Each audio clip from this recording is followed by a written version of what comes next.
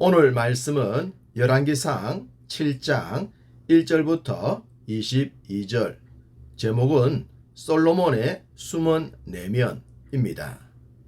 솔로몬의 성전 건축은 7년 동안 진행되었고 하나님께서 말씀하신 설계와 식양대로 준공되었습니다. 솔로몬은 하나님의 말씀에 준하여 건축했겠지만 하나님의 지혜를 10분 발휘했을 것입니다. 어디 한 구석이라도 모자람이 없도록 심혈을 기울였겠죠. 그렇게 하여 고대 근동에서 가장 아름다운 자태를 자랑하는 성전이 탄생하게 됩니다. 이렇게 완벽한 성전이 탄생함과 동시에 그 다음 말씀은 이렇게 시작됩니다. 1절, 솔로몬이 자기의 왕궁을 13년 동안 건축하여 그 전부를 준공하니라. 성전 건축이 끝남과 동시에 솔로몬 궁궐 공사가 진행되었다고 합니다. 그것도 13년이나 걸려서 말입니다. 성전 건축이 7년이었는데 자신의 왕궁을 위해선 13년이란 세월을 쏟아 부었습니다. 참으로 이 장면은 적응이 되지 않습니다. 아무리 성전 건축이 은혜 가운데 진행되었다고 하더라도 7년의 세월입니다. 그 세월을 보냈다면 백성들에게 쉼을 좀 주어야 정상이지 않겠습니까? 건축엔 사람이 동원되어야 했습니다. 당연히 물질도 수반되었겠죠. 백성들이 힘든 것은 당연한 사실입니다.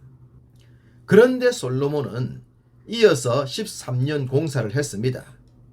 백성들이 얼마나 힘들어했을지를 짐작할 수 있지 않겠습니까?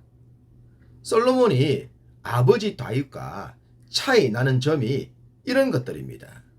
백성들과 험난한 세월을 보냈던 다윗은 백성들의 형편과 사정을 너무나도 잘 알았습니다.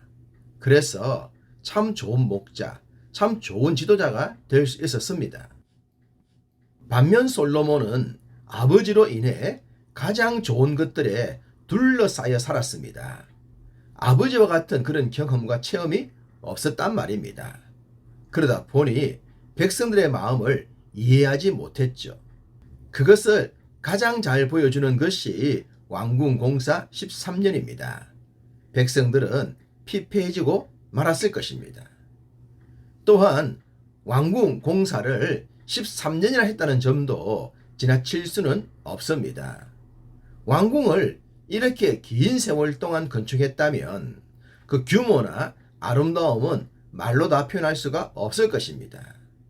아마도 자신이 어떤 사람인가를 궁궐을 통해 여실히 드러내고자 했음이 아니겠습니까? 아버지 다윗이 말년에 인구조사를 통해 자신의 업적을 자랑하려다가 큰 코 다치지 않았습니까? 불행하게도 솔로몬은 처음부터 그런 모습을 보여줍니다. 지혜로 무장한 솔로몬이었지만 그의 내면에는 역시 인간의 욕심과 자랑으로 똘똘 뭉쳐 있었던 것입니다. 이것은 솔로몬뿐만 아니라 모든 인생들의 숨은 내면의 모습이라고 하겠습니다. 그렇기 때문에 스스로를 위해서라도 인생은 고난 없이 잘 되면 위험한 것입니다. 이 장면에서 솔로몬의 아버지 다윗을 생각해 봅시다. 다윗이 돈과 인력과 지혜가 없어서 왕궁 공사를 하지 않았겠습니까? 그렇지 않습니다. 얼마든지 큰 공사를 할 수 있었지만 다윗의 관심은 그것이 아니었습니다. 다윗의 관심은 성전이었죠. 하나님의 집이었습니다. 다윗성은 적들이 침범하지 못하도록 난공불락으로 만들었지 사람들에게 자랑하려고 치장하지 않았던 것입니다. 우리 예수님께서 제자들과 함께 하셨을 때 제자들이 성전을 자랑했던 장면이 있지 않습니까? 그런 제자들에게 주님은 성전은 무너질 것이라고 하셨죠. 돌 위에 돌 하나 남지 않고 말입니다. 그때까지도 백성들은 성전을 자랑했습니다. 무슨 말씀이냐 하면 백성들은 아름다운 궁궐보다는 하나님의 성전에 더 관심이 많았다는 겁니다. 백성들의 진짜 관심은 성전이었죠. 그런데 솔로몬은 엉뚱하게 궁궐에다가 돈과 시간을 박아 넣었습니다. 뻘짓하고 있는 것이죠. 솔로몬의 이런 모습으로 인해 그와 왕국은 흔들리기 시작했고 무너질 지경에 이르게 됩니다. 왕궁 공사와 함께 솔로몬의 치명적 약점이라 할 수 있는 정략 결혼도 본문에 등장합니다. 8절 솔로몬이 거처할 왕궁은 그 주랑 뒤 다른 뜰에 있으니 그 양식이 동일하며 솔로몬이 또 그가 장가든 바로의 딸을 위하여 집을 지었는데 이 주랑과 같더라. 왕궁 공사에서 빼놓을 수 없었던 부분이 이방 여인들을 위한 공간이었습니다. 특별히 바로의 딸을 위하여 지어진 집은 백성들에게 어떻게 보였을까요?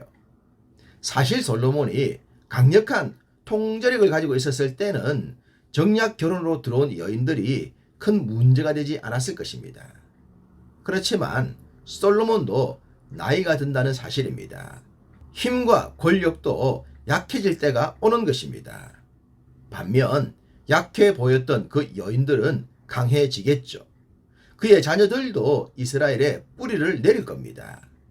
만약 그들 모두가 여호와 절대 신앙으로 무장을 했다면 다행이겠습니다만 다 그렇게 될 수는 없지 않겠습니까? 결국 솔로몬 왕국은 이것으로 인해 완벽하게 와해되고 맙니다.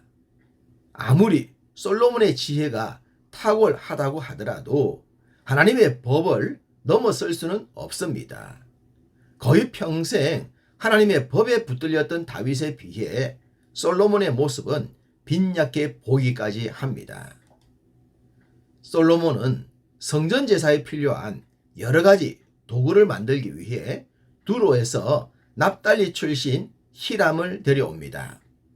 이름이 두로왕 히람과 같지만 다른 사람입니다. 14절 그는 납달리 지파 과부의 아들이요 그의 아버지는 두로 사람이니 놋의 대장장이라. 이 히람은 모든 놋 일에 지혜와 총명과 재능을 구비한 자이더니 솔로몬 왕에게 와서 그 모든 공사를 하니라. 참고로 역대하 2장 11절에 의하면 히람은 단 지파의 아들이라고 했기에 정리를 해볼 필요가 있습니다. 그의 어머니는 원래 단 지파였으나 납달리 남자와 결혼을 했고 아버지가 죽고 어머니가 과부가 되자 납달리 지파의 아들로 불린 겁니다. 그랬던 어머니가 두로 남자와 결혼하여 두로에 살고 있었던 것입니다. 그래서 어머니는 납달리 과부요 아버지는 두로 사람이라고 한 것입니다. 어쨌든 히람은 혈통적으로 보면 상당히 복잡하죠. 소위 순수한 혈통이 아닙니다. 그렇지만 제사에 필요한 여러 도구를 만드는데 불림을 받았습니다.